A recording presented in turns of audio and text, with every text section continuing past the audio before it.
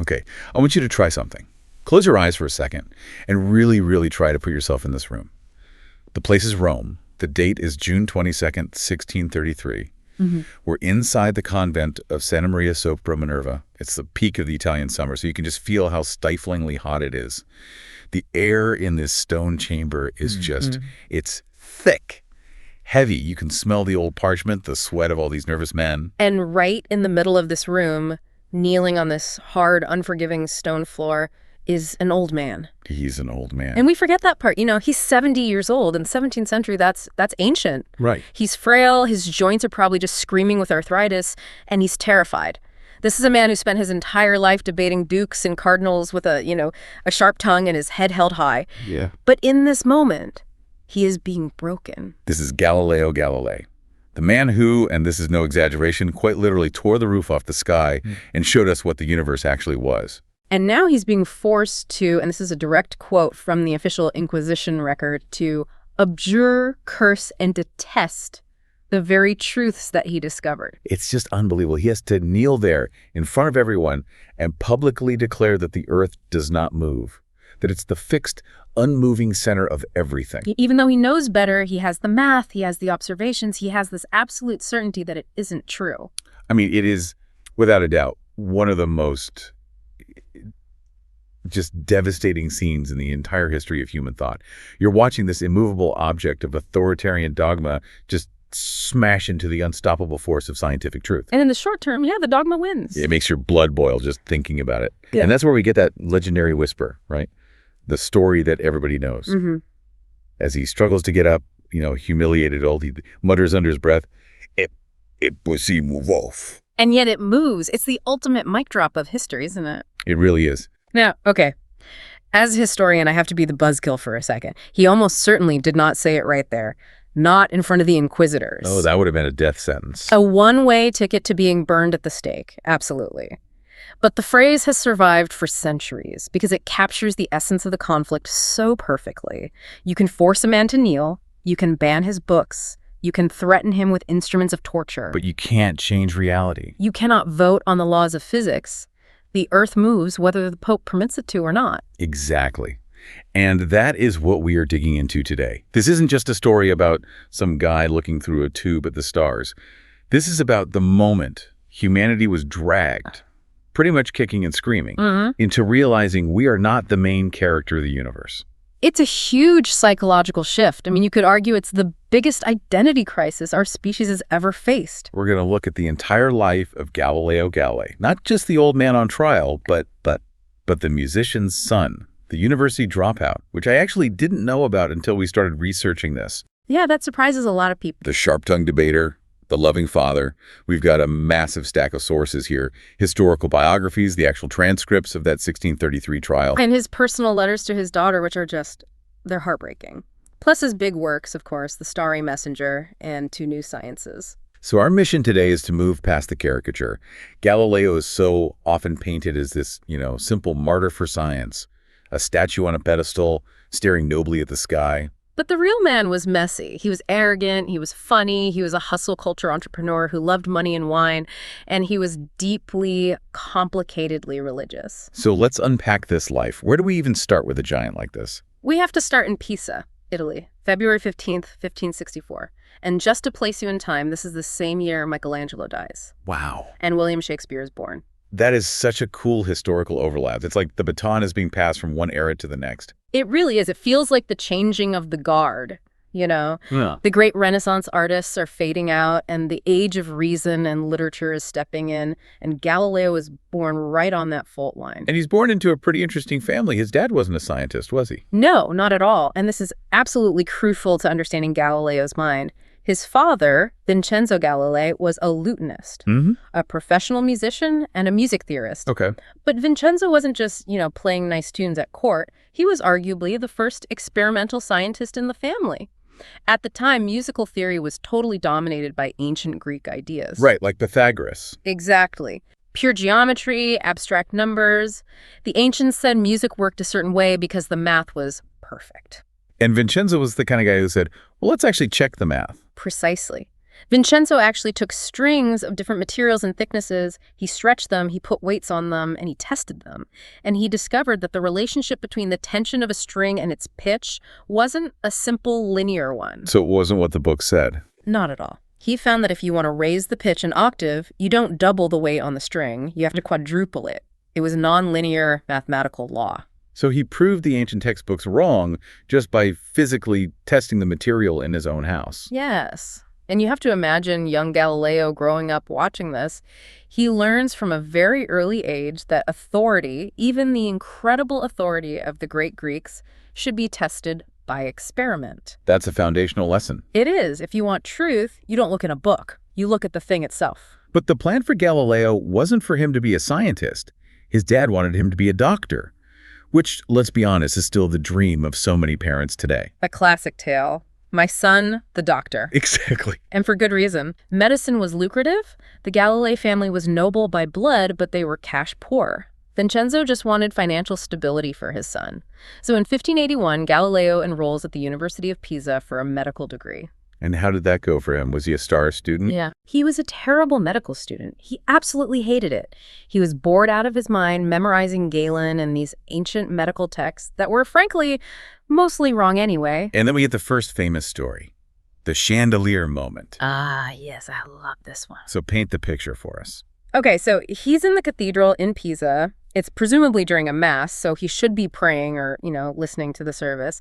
But he's not. He's distracted. Of course. He's looking up at the ceiling where a worker has just lit a lamp or moved it, and it's swinging back and forth on a really long chain. And he notices something weird about it. He does. He notices that whether the lamp was swinging in a really wide, wild arc or just a tiny little swing as it started to slow down, it seemed to take the exact same amount of time to complete one full swing. Which feels completely counterintuitive. I mean, a wide swing has so much more distance to cover. Common sense says it should take longer, right? Precisely. That's what your gut tells you. But Galileo has a musician's ear for rhythm, thanks to his dad. And he doesn't have a stopwatch. They don't exist yet.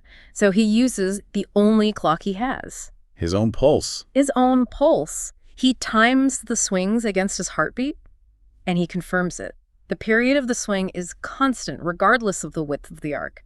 This principle is called isochronism. And this is a massive deal for timekeeping, isn't it? It's the whole breakthrough. It's what eventually leads to the pendulum clock, which was the absolute gold standard for precision timekeeping for centuries. But here's the funny part. Galileo later applies this back to medicine. Oh, really? He invents a little device called a pulsologium to help doctors measure patients' pulse rates more accurately using a pendulum of a specific length.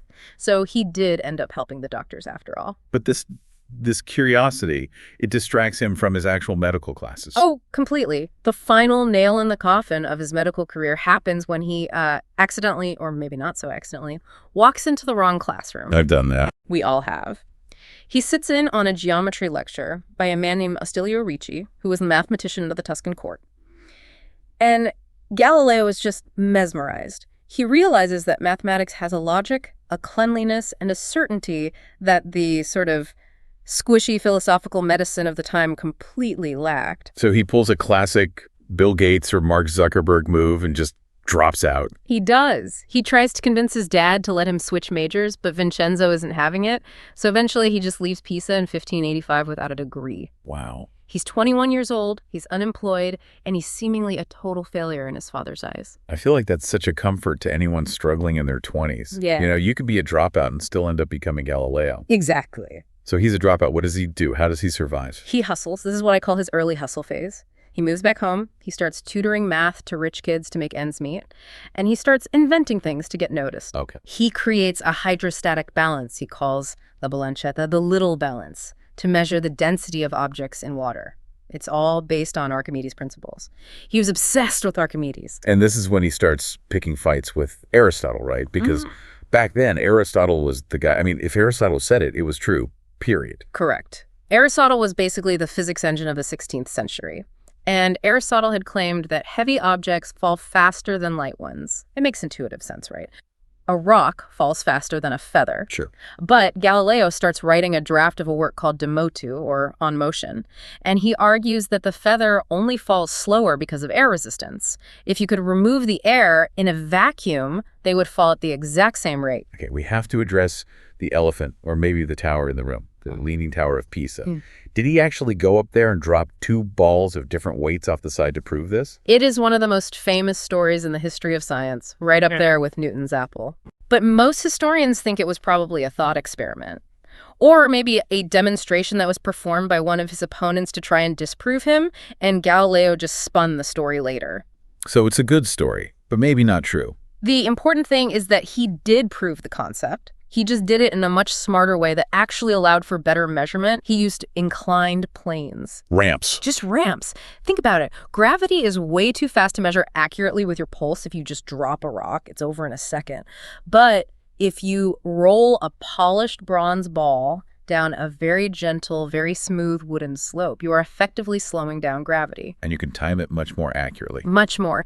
And what he found when he did that changed everything. He discovered the mathematical law of falling bodies. The distance an object travels is proportional to the square of the time. So if you double the time. The ball goes 4 times as far. This was revolutionary. He was turning physics from a philosophy of words. It falls because it has a natural desire to go down into a science of equations. D equals T squared. But despite being a genius, he's still broke. And then things get worse. His dad dies in 1591. Which is a complete financial disaster for him. Suddenly, Galileo is the head of the family. And in Italian society at the time, that meant he was responsible for his sisters, specifically their dowries. Oh, that's a huge burden. A crushing financial burden. If he didn't pay up, his brothers-in-law could sue him and have him thrown in prison.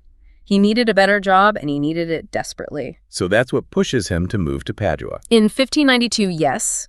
He manages to get a position as the chair of mathematics at the University of Padua, which was in the Republic of Venice. And this is a crucial shift. Why Venice? Venice was a maritime superpower. It was wealthy, it was cosmopolitan, and it was much more intellectually free than Florence or Rome. There was significantly less religious oversight from the Vatican. Galileo later called the 18 years he spent there the happiest years of his life. And the salary goes up, I imagine. It triples. But, and here is the relatable part, it's still not enough. Because of the dowries. Because of those massive dowry debts. He's drowning. So he becomes a practical engineer. He opens a workshop right there in his house. He starts a side hustle. A very successful one. He invents and manufactures a device called a military compass, or a sector. You can imagine it like a heavy brass ruler with a pivot and all these complex markings on it. It was like the Swiss Army knife of calculators for the 16th century. What could it do? It helped artillery gunners calculate the trajectory of cannonballs. It helped merchants calculate interest rates. It helped surveyors measure land. It did all sorts of things. And the genius part is the business model, isn't it? He didn't just sell the tool itself. No, that's the brilliant part. He sold the hardware, but he also sold the software, so to speak. He sold the training manual separately, and you had to pay Galileo himself to teach you how to use the device. He was basically running a tech startup selling proprietary tech and consulting services. That is absolutely brilliant. And he's also inventing other things, like an early thermometer. Yes, the thermoscope, which is the grandfather of the modern thermometer. He used the expansion and contraction of air in a glass bulb to push a column of water up and down a tube, allowing him to measure changes in temperature. He even gets a patent for a horse-driven water pump. The man is busy. And busy in his personal life, too. Yeah. This is when he meets Marina Gamba. It is. They have a long-term relationship. They live together in Padua. They have 3 children together, Virginia, Livia, and Vincenzo. But they never get married. Why not? If he loved her enough to have 3 kids and live with her for years. It almost certainly came down to class and money. She was of a lower social standing, and he was a nobleman, even if he was a broke one. He probably felt he couldn't afford a proper marriage and all the social expectations, like the dowry he would have to provide that came along with it. So he keeps her as a mistress. It's a bit of a stain on his character looking back from our perspective, but he doesn't abandon the children. He eventually takes all 3 of them with him to Florence to live near him.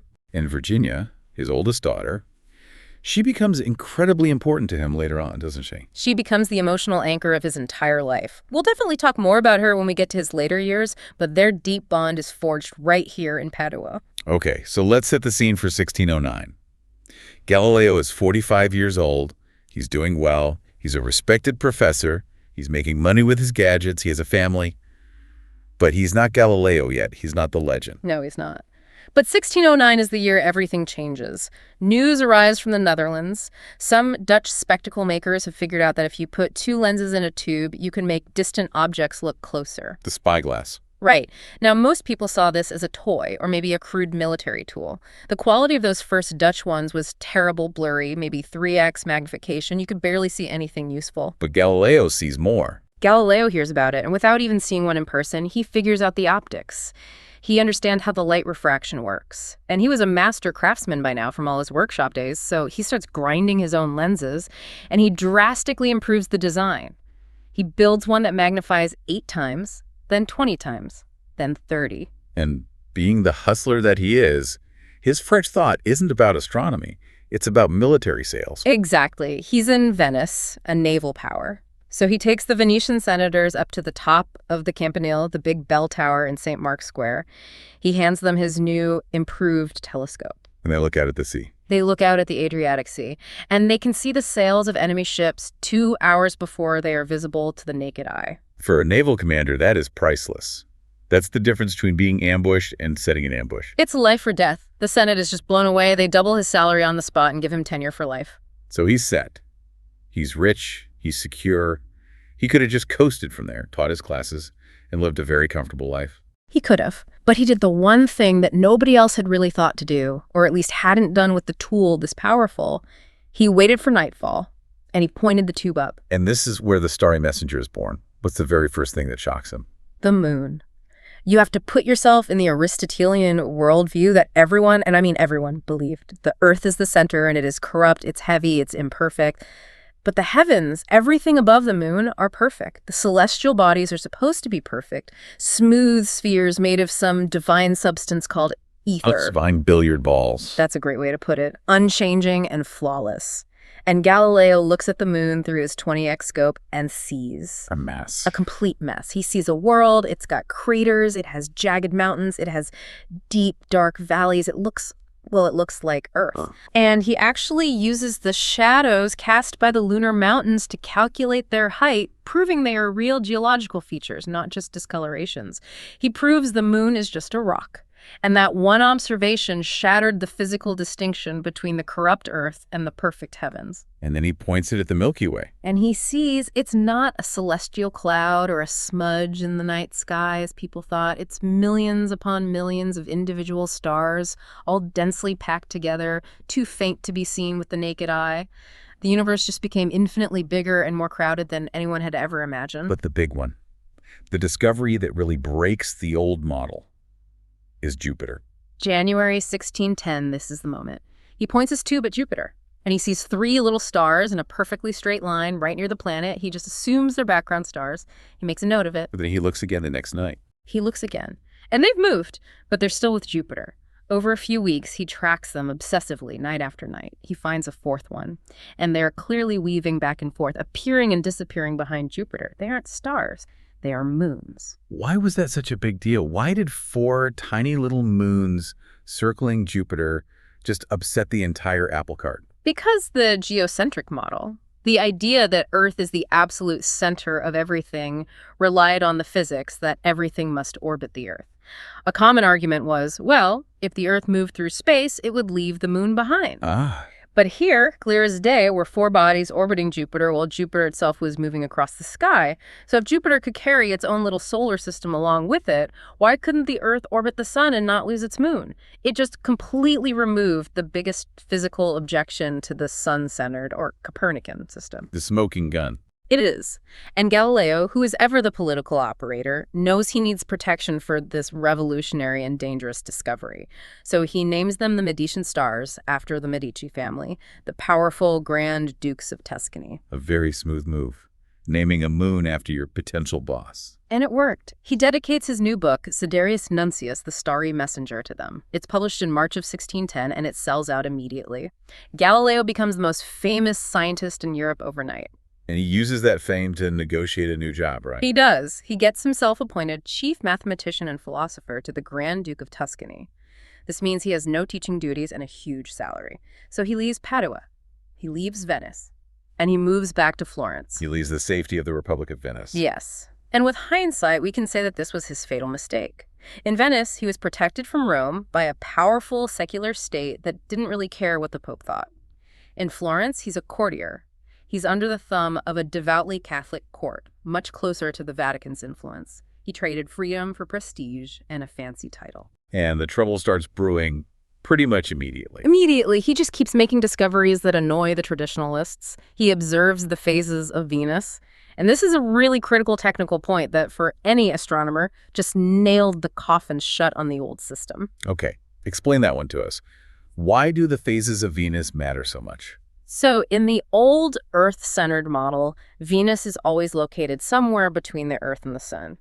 If that's true, then from Earth, we should only ever be able to see Venus as a crescent, sort of like a new moon, because it would always be lit from behind us. Okay, that makes sense.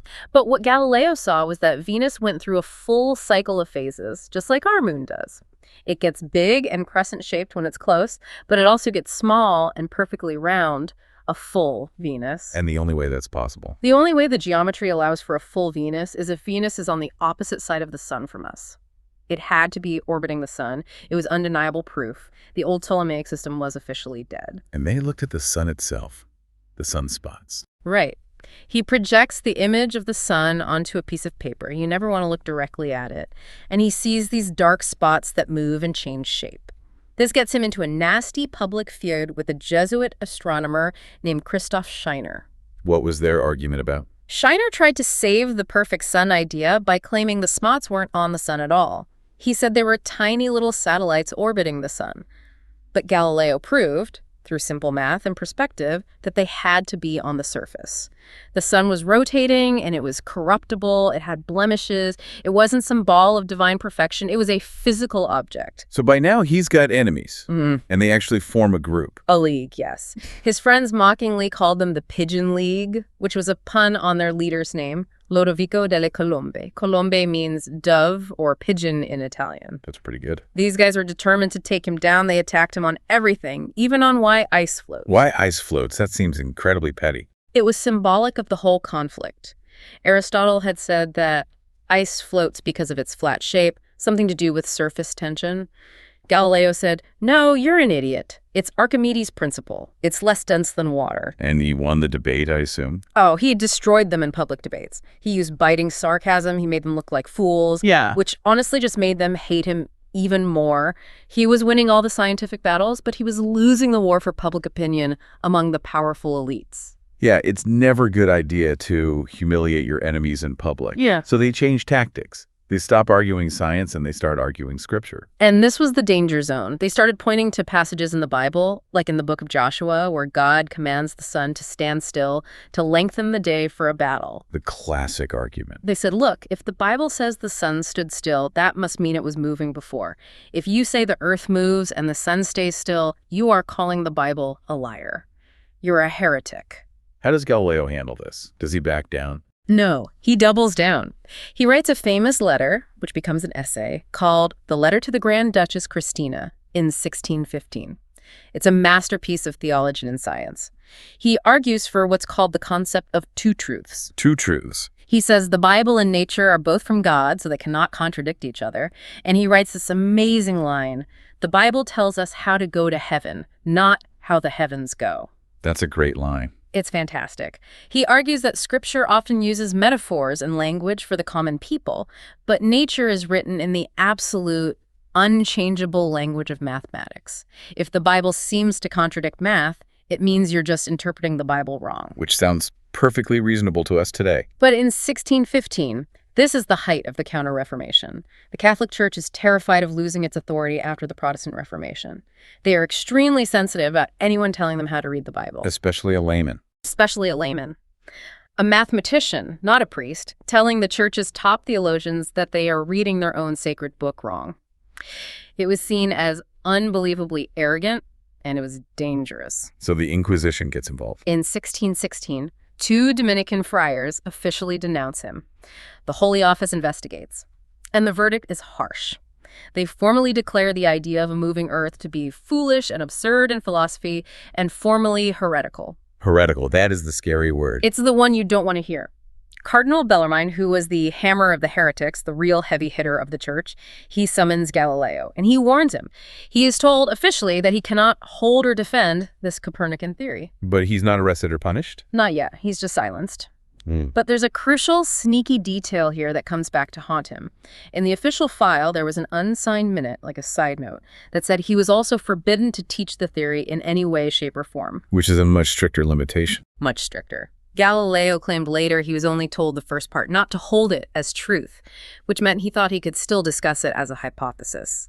This discrepancy becomes the legal trap that snaps shut on him 17 years later. So for a while, Galileo goes quiet. He keeps his head down. 7 years pass. Then in 1623, something good finally happens. A new pope is elected, Pope Urban VIII, and his birth name was Maffeo Barberini. He was an intellectual, a poet, and this is the crucial part, a friend and an admirer of Galileo. He had actually written a poem praising Galileo's telescope. So Galileo must have thought, okay, I'm back in the game. Exactly. He thinks this is his chance. He goes to Rome. He has 6 long audiences with the new pope. They walk together in the Vatican gardens, and Urban VIII basically gives him the green light. He says, look, you can write about the two systems. Just treat Copernicanism as a hypothesis. Don't say it's absolute truth, because God is omnipotent. He could make the universe work any way he wants, even if it looks different to us. So Galileo takes this permission and runs with it. He spends years writing his masterpiece. The Dialogue Concerning the Two Chief World Systems. It's published in 1632, and he makes a key choice. He writes it in Italian, not in scholarly Latin. He wants the common people to read it. He wants the baker and the merchant and the artisan to read this book. And it's structured as a conversation between 3 characters. Right. There's Salviati, who is the smart, witty Copernican. He's basically Galileo's voice. Then there's Sagredo, an intelligent, open-minded layman who's kind of the judge. And then there's Simplicio. Simplicio, the defender of the old Aristotelian system. Yes. Now, the name technically refers to an ancient philosopher named Simplicius, but in Italian, it sounds an awful lot like the word for simpleton. Uh-oh. And throughout the entire book, Simplicio gets absolutely wrecked. He's constantly proven wrong. He contradicts himself. He's made to look like a complete fool. And here's where the catastrophe happens. This is the fatal mistake. At the very, very end of the book, Galileo has to include the Pope's favorite argument, that argument about God's omnipotence and how we can't know for sure. The one the Pope personally gave him. The very one. And Galileo puts those words into the mouth of Simplicio. Oh, no. He put the Pope's own argument into the mouth of the idiot character. It was almost certainly a tone-deaf mistake rather than outright malice. Galileo probably thought, well, I'll put it at the very end to close the debate, but the optics were just catastrophic. The Pope must have been furious. He felt personally betrayed and publicly mocked. And you have to remember the political context. The 30 Years' War was raging in Europe. The Pope was under immense pressure from the Spanish faction in Rome, who were accusing him of being too soft on heretics. He needed to look strong. He needed to make an example of someone to prove his orthodoxy. And Galileo just walked right into the buzzsaw. He really did. So the trial begins, 1633. Galileo is summoned to Rome. He tries to delay. He's nearly 70 years old. He's sick with arthritis. But the Pope insists, come voluntarily or you will come in chains. So he goes. He arrives and is interrogated by the Inquisition. And they pull out that file from 1616 with the extra note. They do. They completely ambush him with it. They say, you were personally ordered not to teach this in any way. Galileo is stunned. He says, I don't remember that. I thought I could discuss it as a hypothesis. They say, you disobeyed a direct order of the Holy Office. Do they actually torture him? They don't, but they threaten him with it. He is taken to the chamber and shown the instruments, the rack, the ropes. For a sick old man, that terror is more than enough. He breaks. In the sentence. He is found guilty of vehement suspicion of heresy. His dialogue is banned and placed on the index of forbidden books. He is sentenced to imprisonment for the rest of his life, and he has to perform that public abjuration, kneeling and saying the words we started with. It's just heartbreaking. He goes from being the most celebrated man in Europe to a prisoner of the church. But the story doesn't end there. And this is where we see his incredible resilience. His sentence is commuted from a prison cell to house arrest. He's sent to his villa in Arcetri in the hills above Florence. He ironically calls it Il Duello, the jewel. But it's his prison. He can't leave. He can't have visitors without permission. There are guards watching. But he's not entirely alone, is he? He has his daughter. Sor Maria Celeste, remember Yeah. Virginia, the oldest daughter. She had become a nun at the nearby convent of San Mateo. She is the absolute unsung hero of this last part of his life. Tell us about her role in his exile. What did she do for him? She and Galileo exchanged letters constantly. We have 124 of hers that survived. She isn't just a distant daughter, she's his lifeline. She prepares his food and sends it over to him because he's paranoid about being poisoned. She mends his clothes, she manages his finances, and most movingly, she takes on the spiritual burden of his penance. Part of his sentence was to recite the 7 penitential psalms once a week for 3 years. She writes to the church and asks for permission to say them for him. She literally takes his punishment onto herself. That is just incredible love and devotion. She writes to him with such grace and intelligence. She always addresses him as her most illustrious Lord Father. But then tragedy strikes again. In 1634, barely a year after his trial ends, she gets sick and dies.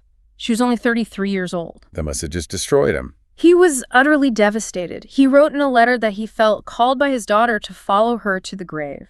He sinks into a deep, deep depression. He stops working entirely. Somehow he doesn't stay stopped. No. That spark returns. He realizes he can't write about astronomy anymore. It's too dangerous. The church is watching the skies. So he goes back to his first love, physics, stuff he worked on in Pisa and Padua. He writes his final masterpiece, 2 New Sciences. What is this book about? It's the foundation of modern engineering and modern physics. The first new science is the strength of materials. He explains the square-cube law. Which is what, exactly? It's basically the reason you can't have giant insects like in the movies. If you scale an animal up, say you make a mouse the size of an elephant, its weight increases by the cube of its size, but the strength of its bones only increases by the square. The giant mouse would just collapse under its own weight. So biology is limited by geometry. Exactly. And the second new science is motion. He finally fully lays out the laws of motion. He proves that projectiles, like cannonballs, fly in a parabolic path. He gives a precise mathematical definition of acceleration. This is the book that Isaac Newton basically uses as his stepping stone, isn't it? Absolutely. Einstein himself called Galileo the father of modern physics specifically because of this book. He shifted science from being qualitative, describing things with words like heavy or natural, to being quantitative, math, D equals T squared. That's the code of the universe he was trying to find. But he couldn't publish it, right? He was banned. It banned from publishing in any Catholic country. So the manuscript for 2 New Sciences was smuggled out of Italy, probably by a visiting French nobleman, and taken to Leiden in the Protestant Netherlands. It was published there in 1638. Even blind and imprisoned, his voice couldn't be stopped. Wait, he went blind? Yes, completely blind by 1637. There is such a sad, profound irony that the man who saw more of the universe than any human had ever seen before him ended his life in total darkness. He dies in 1642. On January 8, 1642. And even in death, the controversy continued. The Grand Duke of Tuscany wanted to build a massive, honorable tomb for him in the main body of the Church of Santa Croce in Florence. But the Pope objected. The Pope, Urban VIII, sent word. Absolutely not. It would be an insult to the church to honor a condemned heretic. So he was buried quietly in a small side room, almost like a janitor's closet. Just shoved away. Basically. It took nearly a century, not until 1737, for the political climate to change enough. They finally exhumed his body and moved him to the monumental tomb you can see today in Santa Croce, right across from Michelangelo. That's incredible. And here is the beautiful secret ending to the story. When they moved his body, they secretly placed the remains of his daughter, Maria Celeste, into the tomb with him. They're buried together. They are. The inscription on the tomb doesn't mention her name, but she is there. The 2 people who loved each other most, finally reunited. So let's zoom out. What does this all mean for us? Why does Galileo still matter today, beyond just the obvious fact that he was right about the solar system? I think his true legacy is the method. Before Galileo, truth came from authority, from Aristotle, from the Bible, from the Pope. If an authority said it, it was true. Galileo completely shifted the source of truth to observation and mathematics. The scientific method. He taught us that if you really want to know how the world works, you don't read an ancient book. You interrogate the world itself. You measure it. You test it. You experiment. And he paid a very high personal price for that belief. He did. But the vindication eventually came. In 1992, Pope John Paul II formally acknowledged that the Church had erred in its handling of the Galileo case. It took 359 years, but in the end, he won the argument. Better late than never, I suppose. And here's a final provocative thought for you to chew on. Galileo famously argued that the book of nature is written in the language of mathematics. Right. Today, when we look at our world, at computer code, at genetic algorithms, at the quantum equations that describe the very fabric of reality, we are living in the world that Galileo first imagined. He was the first person to truly see that there is a source code to the universe. We're just now, centuries later, learning how to compile it. That is a mind-blowing way to look at it. He wasn't just an astronomer, he was the first coder of reality. In a way, you could absolutely say that, yes. Well, this has been an incredible journey, from a swinging chandelier in a cathedral all the way to the hush of the Inquisition's chambers. A life well lived, I think, despite all the suffering. If you enjoyed this deep dive into the life of a true giant, and you want to hear more stories about the individuals who changed our world, often against all odds, please subscribe to the History Titans channel. And if you believe that truth is worth fighting for, give us a like and share this deep dive. It really helps us keep the lights on and the history coming. Thanks for listening, and keep looking up. And keep questioning.